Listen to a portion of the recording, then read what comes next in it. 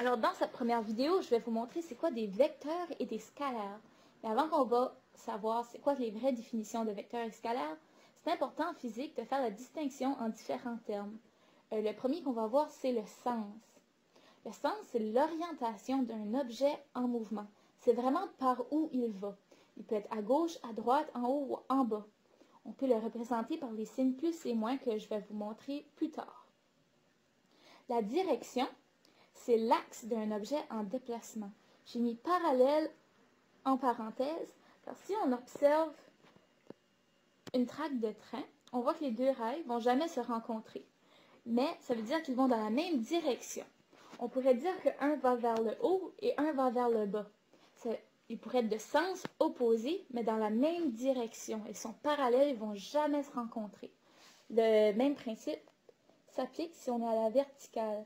On peut être dans le même axe, on peut être parallèle, ça veut dire qu'on est dans la même direction. Un pourrait aller vers la droite, un vers la gauche. Ils sont de sens opposés, mais dans la même direction.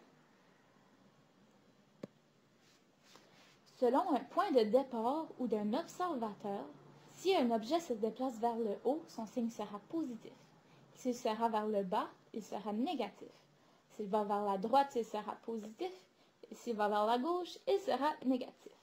Alors, si on prend un observateur qui regarde un objet en déplacement, si selon l'observateur, l'objet s'en va vers le haut, son signe il sera plus, il sera positif. S'il s'en va vers le bas, il sera moins, négatif.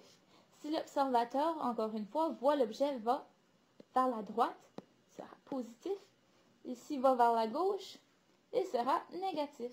Il faut faire attention, par exemple. Un objet qui a une vitesse de moins 2 mètres secondes n'est pas plus petit qu'une vitesse de 2 mètres secondes.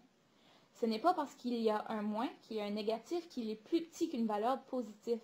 Ce sont les mêmes vitesses, ils sont la même grandeur, ils vont à la même vitesse, mais ils sont dans le sens opposé. Ils ne vont pas à la même place. Maintenant qu'on a spécifié les sens et la direction, on va pouvoir appeler les distances, déplacements, vitesse et accélération qui ont une direction. Ça veut dire que c'est écrit, s'ils vont vers la gauche, vers la droite, vers le haut, bas, nord, sud, est, ouest, ça va être des vecteurs. Alors si c'est écrit, c'est spécifié vers où il va, le sens, ça va être des vecteurs. Ceux-là qui n'ont aucune spécification, qui n'ont aucune direction, ça sera des scalaires. Un exemple de scalaire, ça serait les températures. On peut dire que dehors, il fait 20 degrés Celsius. Mais degrés Celsius, ça n'a aucune valeur, ça n'a aucun sens pour nous. On ne sait pas si c'est degrés Celsius vers la gauche ou vers la droite, on ne le sait pas. Fait que c'est pour ça que c'est une donnée scalaire.